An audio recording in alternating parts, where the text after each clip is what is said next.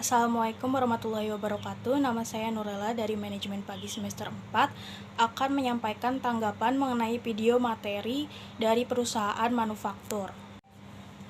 Yang pertama ada definisi perusahaan manufaktur. Perusahaan manufaktur adalah perusahaan yang kegiatannya mengolah bahan baku menjadi barang jadi. Kegiatan pengolahan ini disebut sebagai produksi. Ada juga perbedaan akuntansi perusahaan dagang dengan akuntansi perusahaan manufaktur. Perbedaan akuntansi perusahaan dagang dan manufaktur terletak pada kegiatan dan sifat operasinya. Pada perusahaan dagang tidak ditemukan kegiatan dalam memproduksi suatu produk, sedangkan pada perusahaan manufaktur harus mengolah bahan baku menjadi sebuah barang jadi yang bisa dikatakan harus diproduksi terlebih dahulu. Perbedaan perusahaan dagang dan perusahaan industri muncul karena adanya sifat operasional yang berbeda.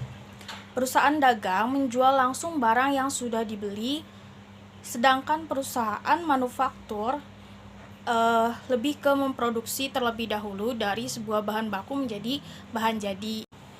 Laporan harga produksi adalah laporan yang menunjukkan adanya biaya-biaya produksi untuk menghasilkan barang atau produk yang dihasilkan dari yang diproduksi oleh perusahaan industri.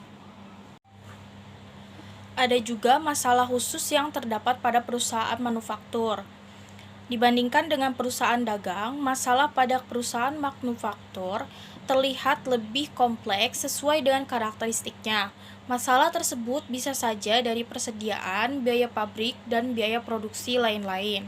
Selanjutnya ada biaya manufaktur atau manufacturing cost.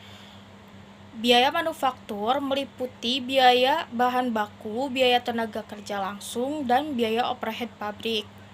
Biaya bahan baku adalah biaya-biaya yang dikeluarkan untuk bahan baku.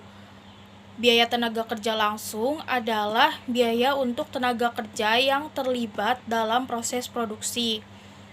Selanjutnya, yang terakhir ada biaya overhead pabrik, adalah biaya-biaya yang selain dari biaya bahan baku dan biaya tenaga kerja. Sekian tanggapan saya mengenai materi perusahaan manufaktur. Wassalamualaikum warahmatullahi wabarakatuh.